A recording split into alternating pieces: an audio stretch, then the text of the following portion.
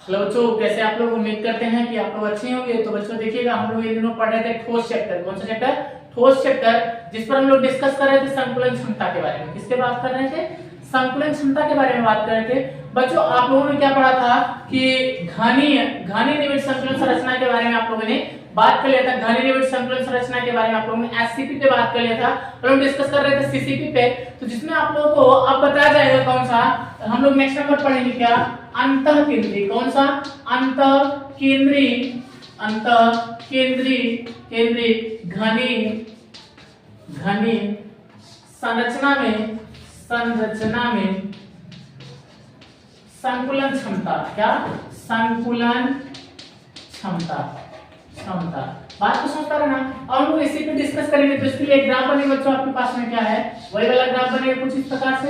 ऐसे होगा, यहाँ से ये गया, यहाँ से ये गया, यहाँ से ये गया, यहाँ से ये गया। बात को समझ पा रहे ना? तो देखिए बच्चों, ये वाला ग्राफ बनेगा आपके पास में। क्या हो जाएगा? यहाँ एक बिंदु हो जाएगी, एक बिंदु यहाँ हो जाएगा और एक बिंदु यहाँ हो जाएगा। बात को समझ पा रहे ना? इसका नामकरण करते हैं ए बी सी डी, है ना? फिर आपके पास में ई एफ जी और ये क्या हो जाएगा? एच हो जाएगा। यहाँ से हम लोग क्या करते हैं? आपको इधर लिख देते हैं, यहाँ से जाते हुए एक रेखा खींच लेते हैं ना। इस वाले को हम नाम देते हैं बी, इस वाले को नाम देते हैं सी। यहाँ से यहाँ तक ये वाला क्या है? ए है। क्या है? ए है। ए है। बच्चों देखिएगा, यहाँ से हम लोग लेंगे त्रिभुज ई एफ डी से। क्या लेंगे? त्रिभुज ई एफ डी से समकोण त्रिभुज। कैसा त्रिभुज है? कि समकोण त्रिभुज ई एफ डी से। किससे लेंगे? ई एफ डी से लेते हैं बच्चों। जैसे हम लेंगे ई एफ डी बराबर, तो क्या जानते हैं? यहाँ से जानते हैं F D is equal to F D square is equal to, यहाँ से देखिए समकोण त्रिभुज है तो फ्रॉम पी जी टी लगाएंगे। आप जानते हैं बच्चों, फ्रॉम पी जी टी से क्या हो जाएगा? हो जाएगा आपके पास में कर्ण का स्क्वायर बराबर क्या जानते हैं हम लोग? कर्ण का स्क्वायर बराबर क्या जानते हैं? लंब का स्क्वायर और प्लस में क्या जानते हैं? आधार का स्क्वायर। क्या जानते हैं? आधार का स्क्वायर। यहाँ से रखेंगे बच्चों तो F D square is equal to क्या हो जाएगा? आपके पास में हो जाएगा यहाँ से ई डी स्क्वायर प्लस क्या हो जाएगा? ई एफ स्क्वायर, है ना? क्या हो जाएगा? ई डी स्क्वायर और फिर क्या हो जाएगा? प्लस का एफ डी स्क्वायर। आपको समझ पा रहे हैं ना? सॉरी, एफ डी नहीं होगा बल्कि ई एफ होगा। क्या होगा? E F square. क्या हो जाएगा? E F square. ये बात को समझ पा रहे हैं? अब यहाँ रखेंगे एफ डी का स्क्वायर बराबर क्या हो जाएगा आपके पास में? ई डी का स्क्वायर कितना था बच्चों आपके पास में? ए स्क्वायर प्लस का क्या हो जाएगा यहाँ से? ए स्क्वायर। तो कुल मिला के यहाँ से बी स्क्वायर बराबर क्या हो जाएगा? 2a square. तो जिससे आप लोगों को मिला क्या था? ये मिल गया। बी स्क्वायर बराबर कितना मिला है आपको? 2a स्क्वायर मिला है। अब हम लोग दूसरा त्रिभुज लेते हैं। क्या लेते हैं? ए एफ डी से। क्या लेते हैं? ए एफ डी से। तो चलिए बच्चों, यहाँ लेते हैं त्रिभुज समकोण त्रिभुज। क्या लेते हैं? समकोण त्रिभुज ए एफ डी से। जब ए एफ डी से लेंगे तो आपके पास में क्या हो जाएगा बच्चों? कि त्रिभुज ए एफ डी से यहाँ से क्या हो जाएगा? ए एफ का स्क्वायर बराबर क्या हो जाएगा? वही फ्रॉम पी जी टी। तो इसके लिए सूत्र नहीं लिख रहे हैं, डायरेक्ट लिख रहे हैं। इसको बच्चों समीकरण एक आप बना के रखिएगा और उसके बाद हम इसको मिटाते हैं, फिर आगे बढ़ते हैं, देखते हैं क्या है ना? तो इस चीज को बना के रखिएगा, आप लोग उसको याद रखिएगा। मिटा दें हम लोग। यहाँ से देखिएगा, यहाँ से जब हम लोग त्रिभुज लिए हैं, क्या ए एफ डी लिए हैं, तो आपके पास में कुछ नया मिल के आया सामने। नया सामने क्या आया? ए एफ डी से जब लिए तो यहाँ से क्या हो जाएगा? हो जाएगा सी का स्क्वायर बराबर कितना हो जाएगा? बी का स्क्वायर और प्लस ए का स्क्वायर। अब देखना बच्चों, यहाँ से समीकरण 2 मानते हैं इसको। समीकरण 2 में बी स्क्वायर का मान रखने पर क्या करेंगे? रखेंगे। जब रखेंगे तो यहाँ सी स्क्वायर बराबर क्या मिल जाएगा आपको? ये मिल जाएगा 2a square plus a square. जैसे मिलेगा कितना हो जाएगा? सी स्क्वायर बराबर कितना हो जाएगा? 3a square. इसको हटाएंगे तो c बराबर क्या? सी स्क्वायर बराबर 3 स्क्वायर है। वर्गमूल ले लेते हैं। क्या लेते हैं? वर्गमूल। बच्चों यहाँ से हम लोग जब वर्गमूल लेंगे तो आपके पास में क्या हो जाएगा? ये हो जाएगा c बराबर क्या हो जाएगा? यहाँ से √3a हो जाएगा। बात को समझ पा रहे ना? कितना हो जाएगा? √3a हो जाएगा। अब बच्चों आप देखिएगा, यहाँ से c की वैल्यू a, यहाँ से यहाँ तक आएंगे तो कितना हो जाएगा? ये वाला देखिए थोड़ा सा, ये वाला यहाँ से यहाँ तक r, फिर यहाँ से यहाँ 2r, फिर यहाँ से यहाँ तक r। तो यहाँ से c बराबर आपके पास में निकल के आएगा 4r। क्या निकल के आएगा? c बराबर 4r। मान रखते हैं यहाँ, तो क्या आपके पास में हो जाएगा? ये हो जाएगा 4r बराबर कितना √3 इंटू ए, यहाँ से a की वैल्यू निकालेंगे तो ये भाग में जाएगा, a बराबर हो जाएगा 4r बटेगा कितना √3। बात को समझ पा रहे ना। ये बच्चों a का मान आ गया है। अब हम लोग क्या करते हैं कि सूत्र रखते हैं संकुलन क्षमता बराबर सूत्र, है ना। तो चलिए बच्चों हम लोग देखते हैं संकुलन क्षमता बराबर सूत्र क्या होता है, उस पर बात करते हैं, ठीक है ना। तो इसको मिटाते हैं फिर आगे बढ़ते हैं। देखिए बच्चों संकुलन क्षमता बराबर फार्मूला क्या है उसको रखते हैं। देखिएगा यहाँ से ये मान याद रखिएगा 4r/√3, है ना। चलिएगा देखते हैं ये क्या हो जाएगा, यहाँ से हो जाएगा संकुलन क्षमता बराबर, देखते हैं ये हो जाएगा संकुलन क्षमता बराबर आपके पास में हो जाएगा, क्या हो जाएगा, दो गोलों द्वारा अध्यासित आयतन, क्या अध्यासित आयतन गुणे में क्या हो जाएगा 100, और पूरे का बट्टा बच्चों क्या हो जाएगा, यहाँ हो जाएगा आपके पास में क्या एकक कोशिका का कुल आयतन, क्या हो जाएगा एकक कोशिका का कुल आयतन। बात को समझ पा रहे ना। चलिए बच्चों दो गोलों द्वारा अध्यासित आयतन, तो 2 गुणा कितना हो जाएगा 4/3 पाई r क्यूब हो जाएगा, बटे का यहाँ a के स्थान कितना पाए आप, तो 4r की पावर √3 ऐसे पाएंगे आप होल क्यूब, है ना। इसको आगे बढ़ाते हैं 4 गुना 8 कितना हो जाएगा 8, फिर कितना हो जाएगा बटा 3, है ना, फिर कितना पाई r क्यूब। बच्चों यहाँ से देखिए इसका क्यूब करेंगे तो 4 चौक 16 चक्कू 64, कितना 64 बटे का इसका करें कितना हो जाएगा बच्चों, आपके पास में हो जाएगा ये 3 और √3 और यहाँ कितना हो जाएगा r क्यूब। देखिए बच्चों यहाँ से r क्यूब से r क्यूब कट गया, 8 1 कम 8, 8 अठाने 64 हो गया, यहाँ 3 से 3 कट गया, है ना। तो चलिए बच्चों इसको मिटा देते हैं ये वाला और देखते हैं क्या मिलेगा आपके पास में। तो यहाँ मिलेगा संकुलन क्षमता बराबर क्या मिलेगा, यहाँ से देखिए बच क्या रहा है पाई, है ना। अच्छा देखिए पाई यहाँ बचा, है ना, अंदर अंदर का गुणा और बाहर बाहर का करेंगे तो यहाँ इंटू √3 हो जाएगा, है ना। फिर क्या बचेगा आपके पास में, ये 8 बचा है, 8 है ना बच्चों, देख लीजिए थोड़ा सा अंदर अंदर का गुणा फिर बाहर बाहर का गुणा, ठीक है। तो क्या बचा, कुछ बचा और, अच्छा हाँ गुणे में 100 है ना बच्चों, यहाँ से 100 है ना। फिर यहाँ पर भी क्या हो जाएगा 8, है ना, 8 गुणे में कितना 100, इसकी वैल्यू बच्चों कितना आप लोग पाए थे 1 कुछ पाए थे समथिंग, है ना। इसका पाई की वैल्यू कितना 3.14 गुणे 1.1 गुणे कितना 100, पूरे का बटा कितना 8 हो जाएगा। यहाँ देखिए बच्चों आपके पास में अगर इसको थोड़ा सा देखेंगे तो 25 से काट देंगे ना, 25 होगा 100, देखो 2 दूना 4, यहाँ कितना 2 चौक 8, यहाँ 50 हो जाएगा, फिर 2 1 कम 2 25 हो जाएगा। बात को समझ पा रहे ना। तो 25 और यहाँ देखिए 25 से कम 25, 25 का 5, 25 से कम 25, 25 तो 27, कितना 3.14 गुणे 27 यहाँ कितना हो जाएगा 5, है ना, बटे कितना 2। अगर बच्चों इसका हम लोग क्या करेंगे भाग दे देंगे तो आपके पास में आएगा 68%, कितना आएगा 68%। तो आप कह सकते हैं कि अंतः केंद्रीय घनी संरचना में संकुलन जो क्षमता होगी वो कितना होगी 68% होगी। बात को समझ पा रहे ना बच्चों। तो चलिएगा अब हम लोग क्या करते हैं, नेक्स्ट नंबर क्या करते हैं, हेडिंग पे बात करते हैं सरल घनी एकक कोशिका के बारे में हम लोग डिस्कस करते हैं। चलिए इसको मिटा देते हैं। सरल घनी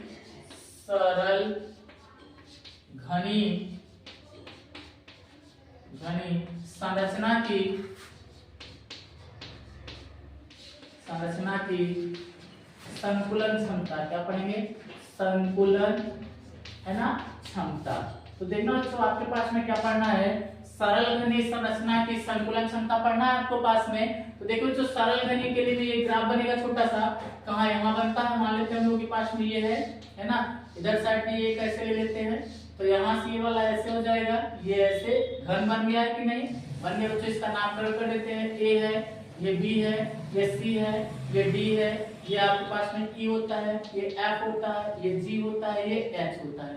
तो देखना जो ए का व्यवीकरण यहाँ होगा तो ए का व्यवीकरण कहाँ, इसके जस्ट ऐसे सटा हुआ होगा।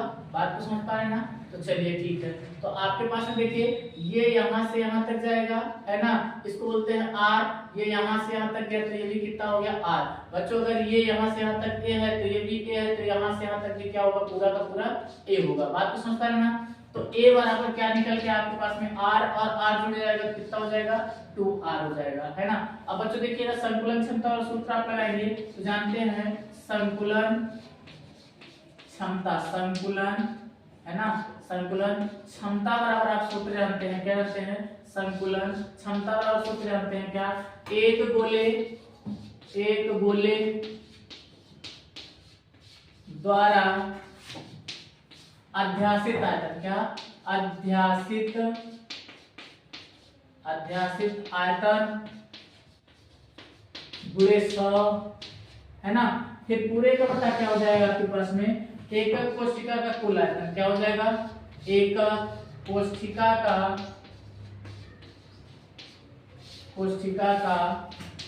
कुल आयतन। ये बात को समझ पा रहे हैं कि नहीं बच्चों आप लोग। तब एकक कोशिका का क्या हो जाएगा, कुल आयतन हो जाएगा। तो हम बच्चों रखते हैं हम लोग क्या, संकुलन क्षमता बराबर क्या, क्षमता बराबर सूत्र क्या हो जाएगा, संकुलन क्षमता और आपके पास में सूत्र निकल गया, एकक कोशिका का आयतन कितना 4/3 पाई r, सॉरी अध्यासित आयतन होता है ना r³ गुणा कितना 100, फिर पूरे का होता कितना हो जाएगा, तो आपके पास में हो जाएगा कितना, एकक कोशिका का आयतन का होता है a³ होता है, और यहाँ बच्चों कितना एक स्थान कितना है 2r का होल क्यूब। इसको आगे बढ़ाते हैं तो कितना हो जाएगा बच्चों, ये 4/3 पाई r³ पूरे का होता कितना हो जाएगा 2 चौक 8, कितना हो जाएगा, देखिए बच्चों यार 2 बार जाएगा, 2 दूना 4 गुना 8 r³ हो जाएगा, गुणा में कितना हो जाएगा 100। तो देखिए बच्चों यहाँ से r से r³ कट गया, ये 2 1 कम 2 2 दूना, ये 4 दूनी 8 4 1 कम 4 4 दूनी 8 हो जाएगा, ये 50 हो जाएगा। बात को समझ पा रहे हैं ना। तो टोटली वैल्यू कितना आ जाएगी, तो यहाँ लिखेंगे हम लोग संकुलन क्षमता बराबर संकुलन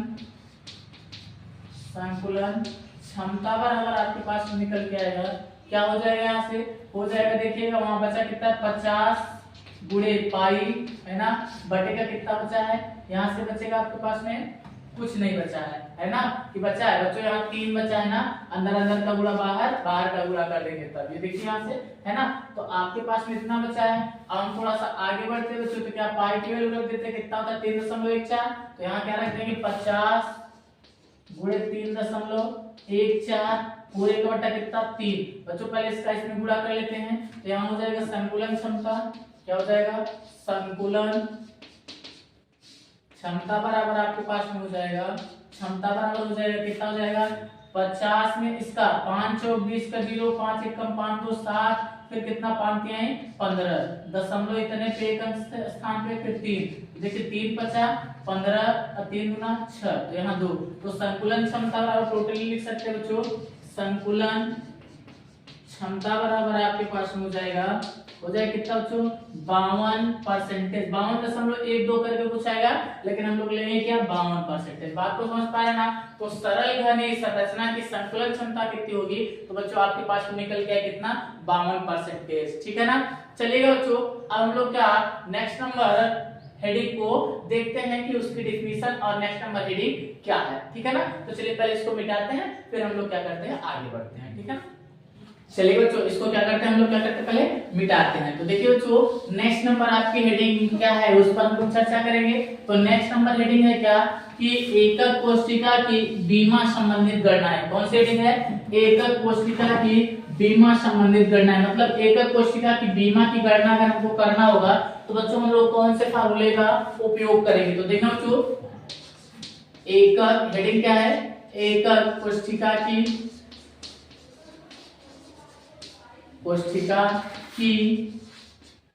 बीमा संबंधित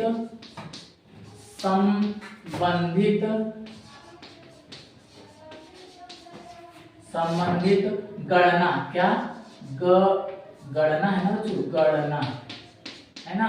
देखिए बच्चों अगर हमको क्या निकालना है, यहां से देखिएगा एकक कोशिका का घनत्व क्या निकालना है, एकक कोशिका का पहला नंबर सूत्र आपके पास निकल के आता है, एकक कोशिका का घनत्व क्या निकालना है आपको, घनत्व है ना। तो देखिए बच्चों एकक कोशिका का घनत्व क्या होगा, तो घनत्व और सूत्र आप जानते हैं क्या, द्रव्यमान बटा आयतन। तो यहाँ क्या लिखेंगे, तो एकक कोशिका का कोशिका का आयतन गुणा क्या हो जाएगा, एकक कोशिका का क्या हो जाएगा, सॉरी आयतन में एकक कोशिका का द्रव्यमान क्या हो जाएगा, द्रव्यमान, है ना। फिर क्या हो जाएगा, एकक कोशिका का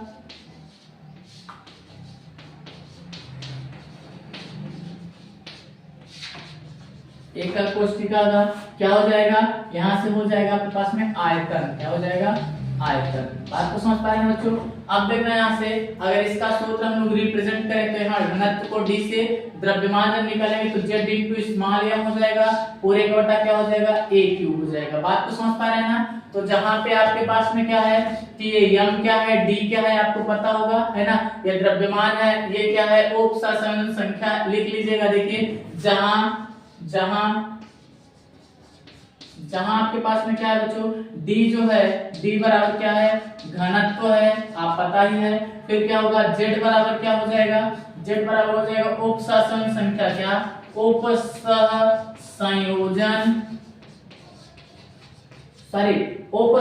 संख्या या अवयवी कणों की संख्या, है ना। यहाँ क्या लिखेंगे, अवयवी कणों की संख्या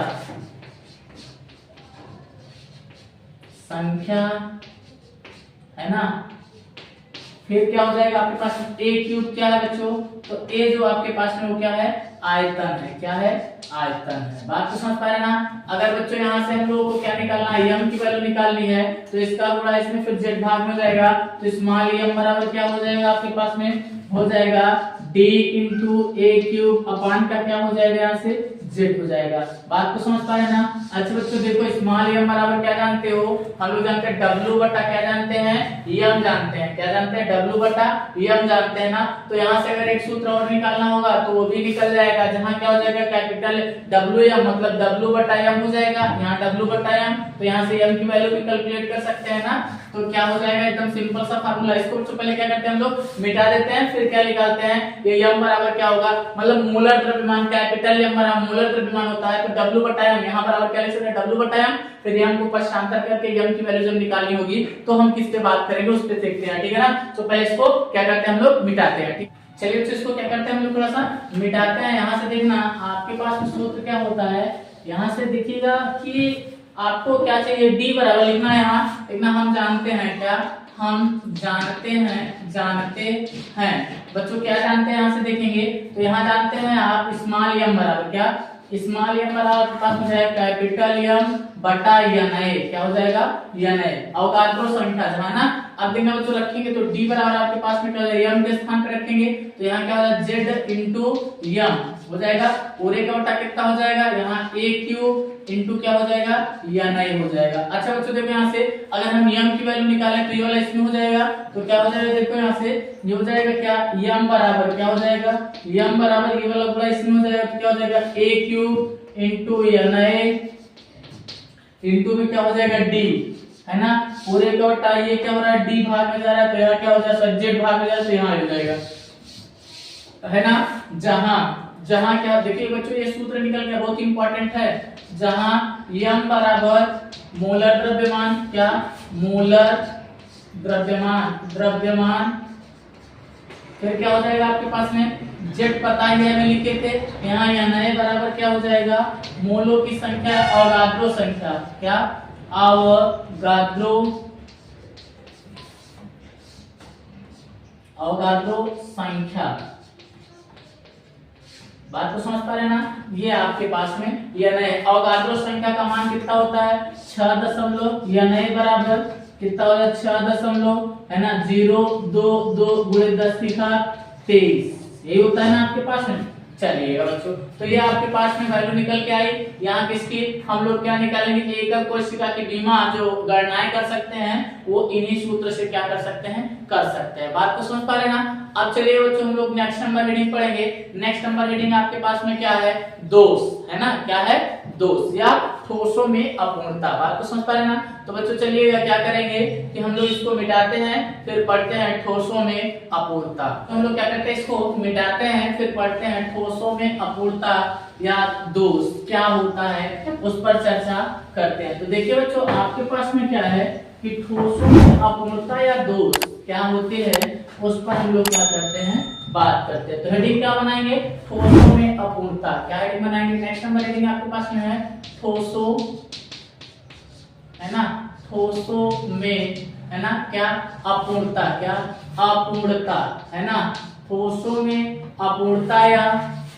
या दोष, क्या दोष, दोष तो नहीं बच्चों, क्या दोष। बात तो समझ पा रहे हैं ना। चलिए बच्चों देखते हैं ठोसों में अपूर्णता या दोष क्या होता है। तो देखो जब हम क्या करते हैं बच्चों, ठोसों में अवयवी कणों को व्यवस्थित करते हैं तो उसमें क्या होता है कि अवयवी कणों के मध्य में कुछ परास पाया जाता है जिसे हम लघु परास या दीर्घ परास कहते हैं। इन परासों के मध्य में भी कुछ ना कुछ कमियां पाई जाती हैं या कुछ ना कुछ अपूर्णता पाई जाती है, यानी कुछ ना कुछ क्या हो जाएगा कि कमी आपके पास में रह ही जाएगी। तो जिसे हम लोग क्या नाम देंगे, आपके पास में ठोसों की अपूर्णता बोलेंगे, जिसे हम लोग क्या कहेंगे, दोष कहते हैं। देखना बच्चों आपके पास में क्या है कि यहाँ से जब हम डेफिनेशन इसकी बनाएंगे, जब हम ठोसों में उपस्थित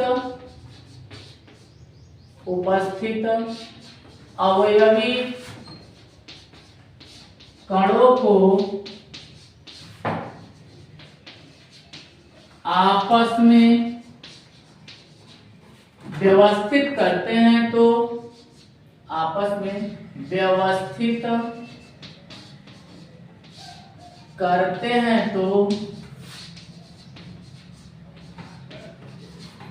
उनके मध्य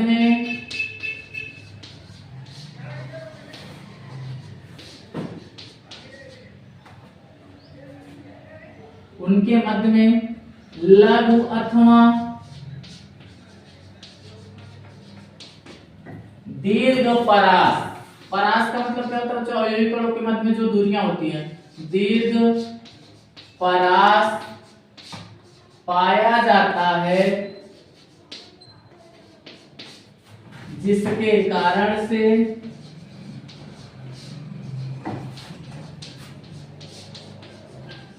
ठोस में अपूर्णता उत्पन्न हो जाती है।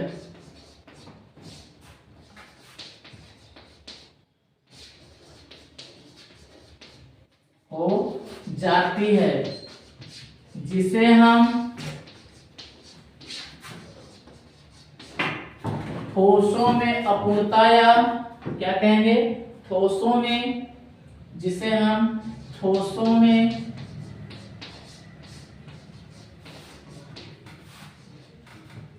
अपूर्णता या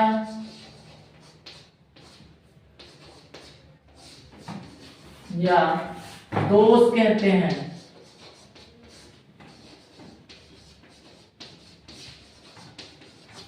है ना, तो देखना बच्चों क्या, जब हम ठोस में उपस्थित अवयवी कणों को आपस में व्यवस्थित करते हैं तो उनके मध्य में क्या होता है, जैसे देखना बच्चों ये आपने क्या किया है कि अवयवी कणों को क्या किया, व्यवस्थित किया ऐसे टाइप का, है ना, ऐसे टाइप का व्यवस्थित किया है ना, ये व्यवस्थित किया है। बट इनके मध्य में क्या होता है, ये रिक्त स्थान है, देखो परास है ना, ये परास है, लघु और दीर्घ परास दोनों पाया जाता है, फिर भी इनके मध्य में क्या कुछ अपूर्णताएं पाई जाती है, जिसे हम ठोसों में अपूर्णता या दोष कहते हैं। बात को समझ पा रहे ना। चलिए बच्चों देखते हैं हम लोग ठोसों में अपूर्णता या दोष कितने प्रकार का होता है। तो देखना बच्चों आपके पास में क्या है कि यहाँ से क्या कि ठोसों में हेडिंग बनाएंगे, नेक्स्ट नंबर ठोसों में दोष के प्रकार, ठीक है ना। इसको तो बच्चों आप लोग लिख ही लिए होंगे। चलिए आप लोग आगे बढ़ते हैं, हेडिंग बनाएंगे ठोसों में, क्या बनाएंगे, दोष के प्रकार, है ना, क्या बनाएंगे, ठोसों में दोष के प्रकार, क्या लिखेंगे, ठोसों में, ये अच्छे से बना लो बच्चों, ठोसों में, है ना, ठोसों में क्या दोष के प्रकार, क्या दोष के प्रकार, क्या प्रकार। बच्चों ठोसों में जो दोष होता है वो कितने प्रकार का होता है, तो लिखेंगे बच्चों हम लोग क्या, ठोसों में जो दोष होता है बच्चों वो दो प्रकार का होता है। कितने प्रकार का लिखेंगे हम लोग, ठोसों में दोष मुख्यतः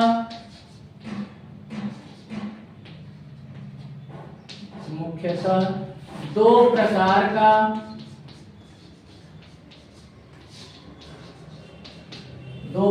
का होता है।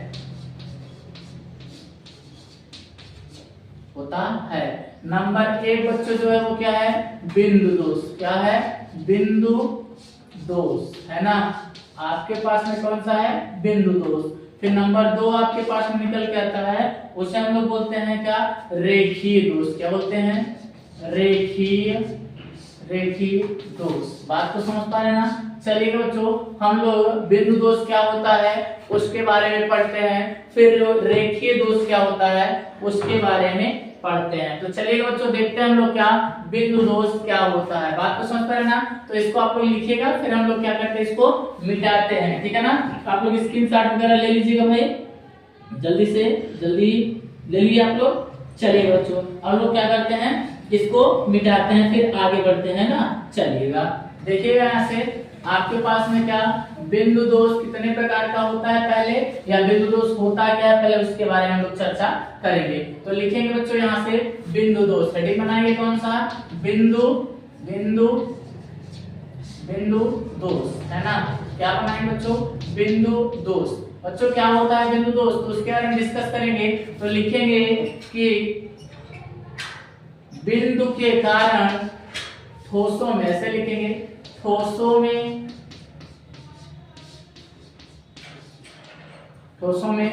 बिंदु के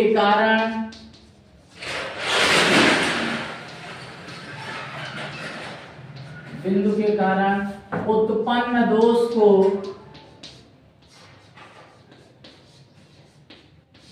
को हम बिंदु दोष कहते हैं।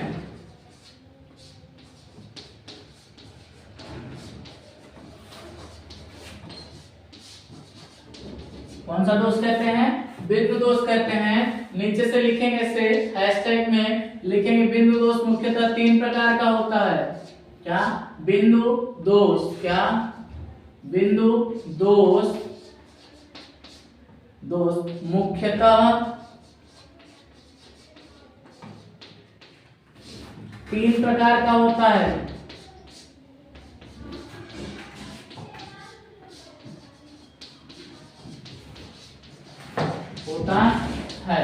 चलिए बच्चों, देखते हैं ये तीन प्रकार का कौन कौन सा।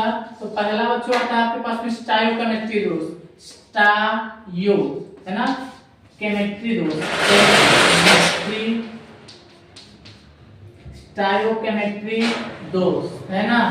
फिर आता है बच्चों दूसरा नंबर अशुद्धता दोष। कौन सा आता है, अशुद्धता दोष। बात को समझ पा रहे ना। फिर आपके पास बच्चों तीसरा नंबर आता है, क्या करते हैं, तीसरा नंबर नॉन स्टायोकियोमेट्री दोष,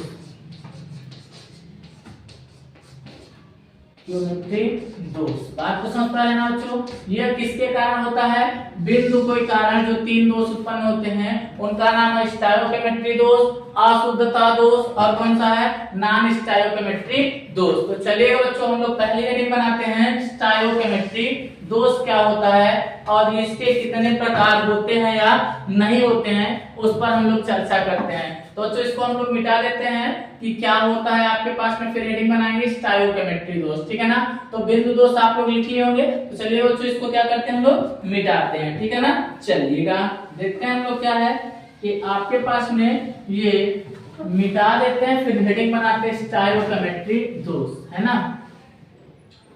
लिखना क्या, स्टायोकियोमेट्री,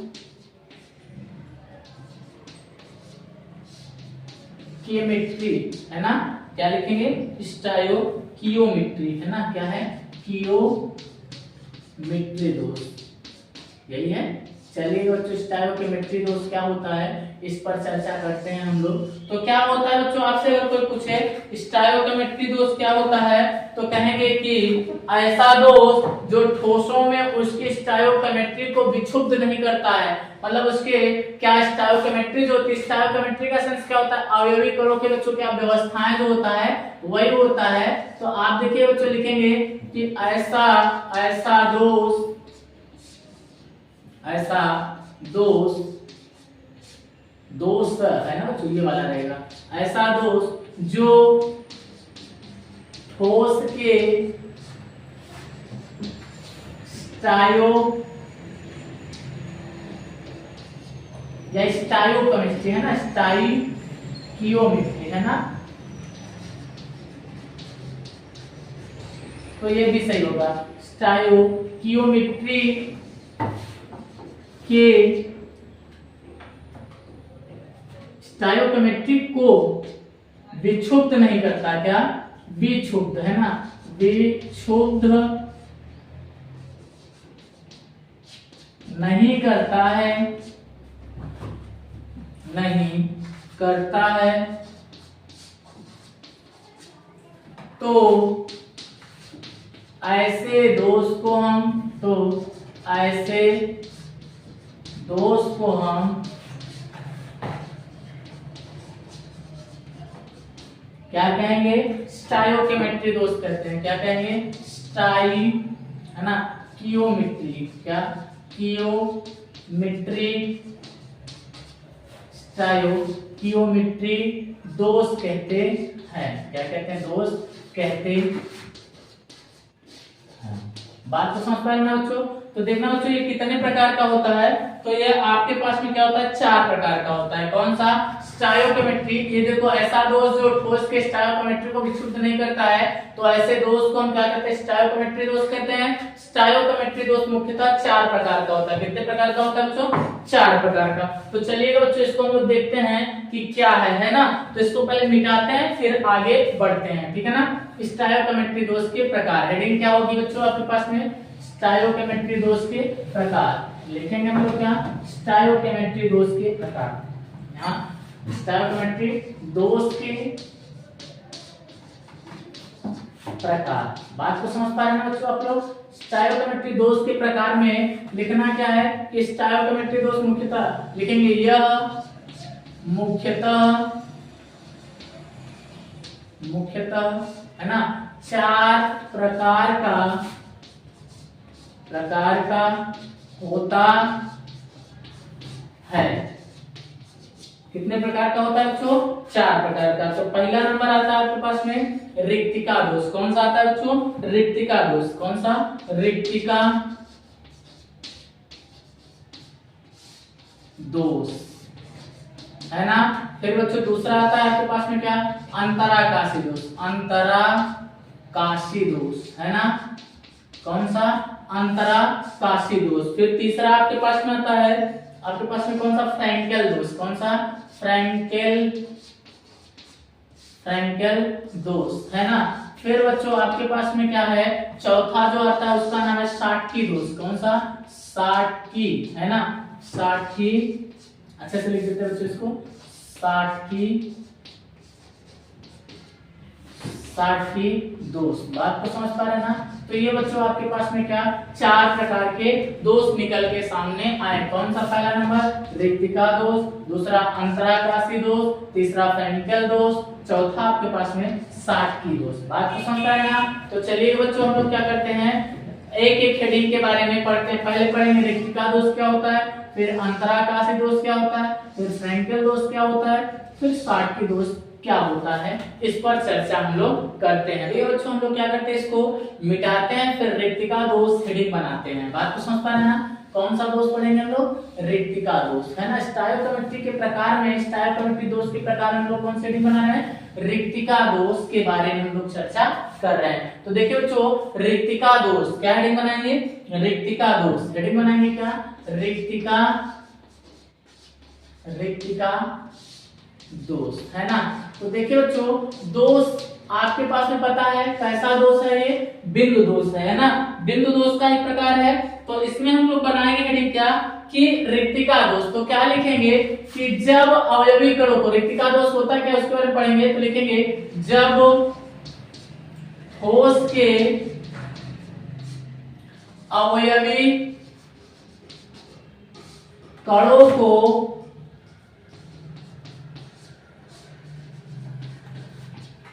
आपस में व्यवस्थित करते हैं तो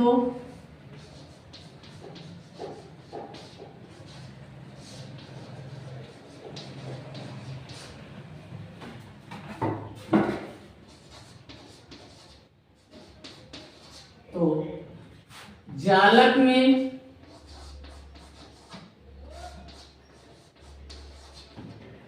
कुछ स्थान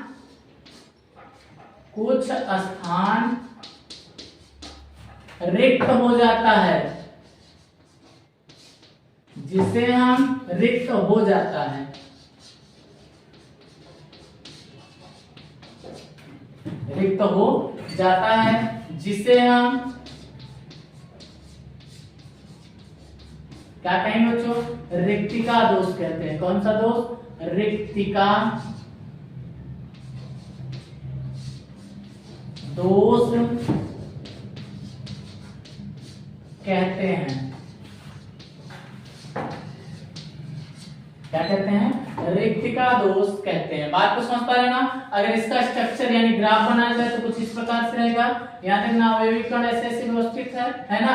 यहाँ है, यहाँ है, यहाँ हो जाए, यहाँ है, यहाँ है, यहाँ हो जाए। तो देखना बच्चों यहाँ पे क्या हो रहा है? कुछ भाग क्या है? रिक्त है ना? तो इस कारण से इसे क्या कहेंगे? रिक्तिका दोष कहते हैं। बात को समझ पाए ना? देखना बच्चों जो रिक्तिका दोष होता है वह क्या करता है कि ठोस के घनत्व को क्या कर देता है? कम कर देता है। तो नोट पॉइंट या हैशटैग में लिखेंगे क्या कि रिक्तिका दोष, ये कंपटीशन एग्जाम में पूछता है ना? रिक्तिका दोष ठोस के घनत्व को कम कर देता है।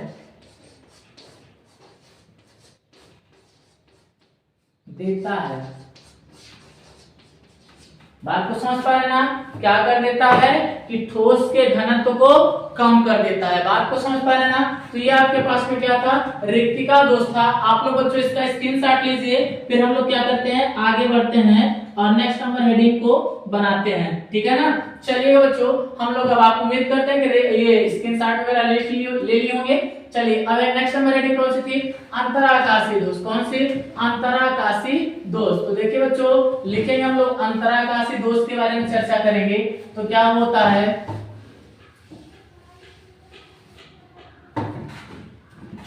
लिखेंगे क्या? अंतराकाशी दोष। कौन से हेडिंग? अंतराकाशी दोष, है ना? बात को समझ पा रहे ना? अंतराकाशी दोष क्या होता है उसके बारे में चर्चा करते हैं। तो लिखेंगे क्या कि जब, क्या लिखेंगे? जब ठोसों के सॉरी बच्चों, जब ठोसों के अवयवीकरण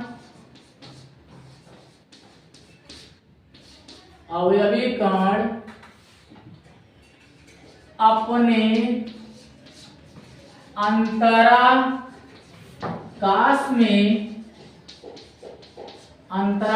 में चले जाते हैं तो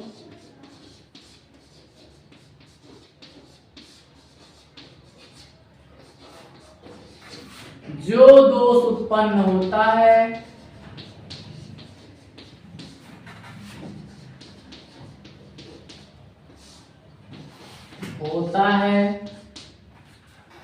उसे हम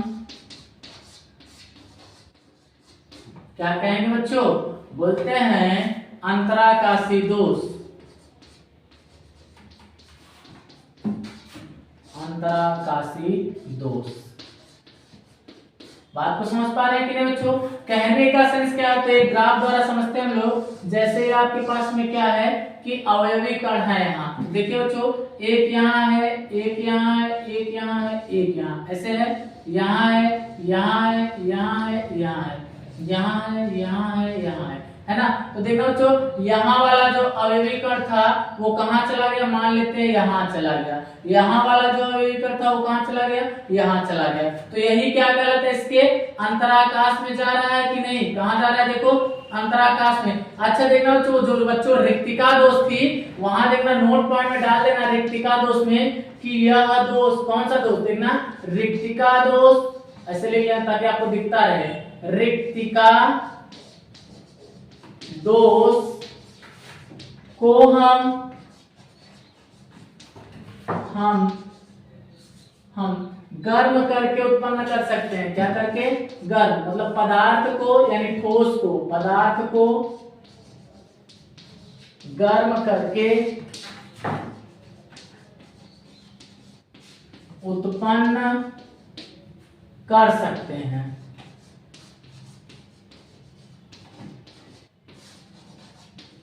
बात तो समझ पा रहे ना? चलिएगा तो देखते हैं बच्चों, यहाँ देखिए ये अंतराकाश में चला गया ना, तो इसी कारण से जो दोष उत्पन्न होगा उसे हम क्या कहेंगे? अंतराकाशी दोष कहते हैं। बात को समझ पा रहे हैं ना? चलिए बच्चों, अब हम लोग क्या करते हैं कि इसको मिटाते हैं, फिर हम लोग नेक्स्ट नंबर पे बात करते हैं। कौन सा आपके पास में आता है कि फ्रैंकल दोष क्या होता है, उस पर हम लोग क्या करते हैं? चर्चा करते हैं। ठीक है ना? चलिएगा तो इसको मिटाते हैं, फिर आगे बढ़ते हैं। हम लोग क्या देखेंगे? फ्रैंकल दोष क्या होता है। देखिए बच्चों, फ्रैंकल दोष जो होता है, देखते हैं क्या होता है। आगे इसको मिटा लें, फिर बात करते हैं। तो यहाँ से हेडिंग आपके पास में क्या है? फ्रैंकल दोष। कौन सा दोष? फ्रैंकल दोष। तो लिखेंगे बच्चों, क्या लिखेंगे कि यह दोष क्या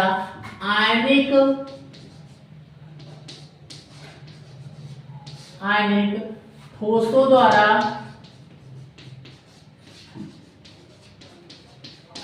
दर्शाया जाता है। क्या किया जाता है? दर्शाया जाता है। इस समय लघुत्तर आयन, लघुत्तर मतलब जो छोटे छोटे होते हैं, तो क्या लिखेंगे? लघुत्तर आयन क्या हो जाते हैं? लघुत्तर आयन अंतराकाश में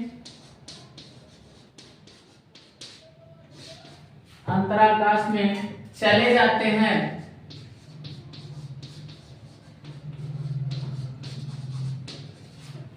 जिसके कारण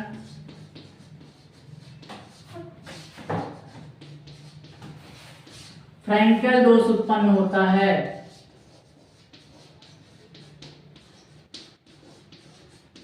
दोष उत्पन्न होता है।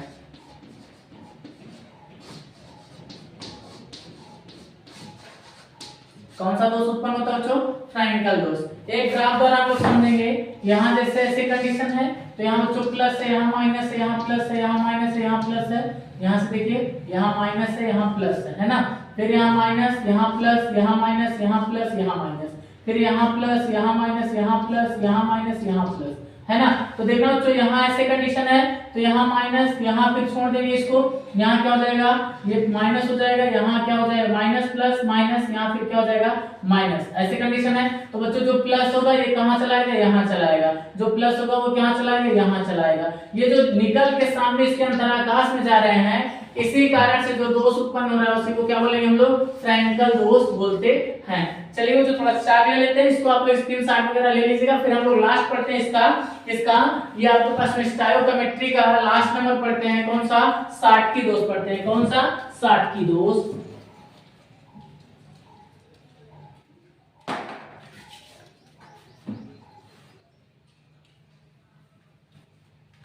चलिए बच्चों, ये हो गया ना बच्चों आपके पास में। अब देखते हैं हम लोग क्या कि आपके पास में कौन सा होता है साटकी दोष। तो देखिए बच्चों, साटकी दोष भी आयनिक ठोसों के द्वारा, आयनों के द्वारा दर्शाया जाता है। देखिए क्या लिखते हैं कि आपके पास में थोड़ा सा देख लेते हैं हम लोग, तब बात करते हैं।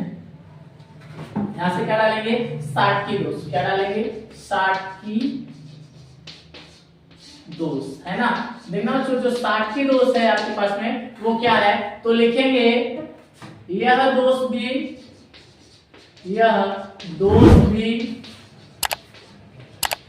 आयनों के द्वारा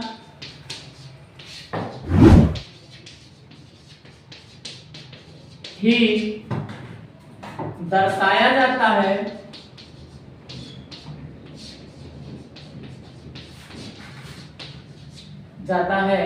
यह रिक्तिका दोष की तरह होता है। यह रिक्तिका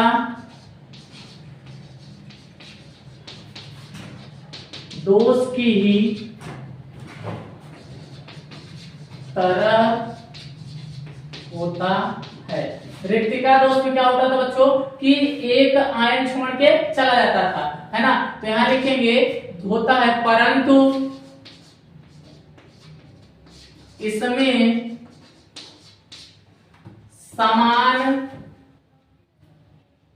समान मात्रा में विपरीत आयन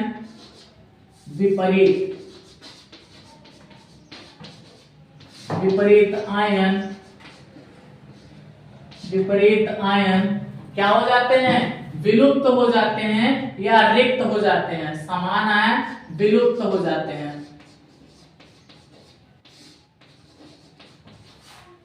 विलुप्त हो जाते हैं। कहने का सेंस मतलब समझना बच्चों, क्या विपरीत आयन, समान मात्रा में विपरीत आयन। जैसे आपके पास में देखिए यहाँ से ऐसी कंडीशन है, यहाँ प्लस है, यहाँ माइनस, यहाँ प्लस, यहाँ माइनस, है ना। सॉरी, यहाँ प्लस माइनस, तो यहाँ एक और बढ़ जाएगा ना, यहाँ थोड़ा पास में प्लस, यहाँ माइनस, यहाँ प्लस, है ना। फिर यहाँ माइनस, यहाँ प्लस, यहाँ माइनस, यहाँ प्लस, यहाँ प्लस माइनस। बात तो समझ पा रहे हैं ना। तो देखिए जब गायब होगा, जैसे यहाँ से देखिए यहाँ गायब हुआ प्लस, है ना, तो यहाँ पे फिर क्या हो जाएगा माइनस, फिर यहाँ क्या हो जाएगा प्लस, है ना। जैसे यहाँ प्लस गायब की, यहाँ ऐसे कंडीशन पे, है ना, यहाँ प्लस गायब हुआ, ये प्लस को रखिएगा, यहाँ माइनस, यहाँ फिर क्या प्लस, ऐसे है। तो बच्चों यहाँ से क्या हो जाएगा, जहां प्लस गायब हुआ है यहाँ से ना, तो यहाँ माइनस गायब हुआ, क्योंकि क्या उदासीन, है ना। क्योंकि जो आपके पास में ठोस है उसकी ज्यामिति क्या उदासीन हो, है ना। तो देखिए यहाँ माइनस था, यहाँ प्लस गायब हो गया। यहाँ लिखेंगे उदासीनता को बनाए रखने के लिए, उदासीनता को बनाए रखने के लिए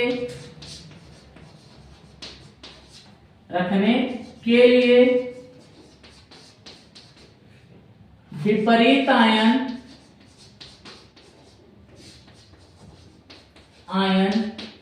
क्या होते हैं, विलुप्त होते हैं।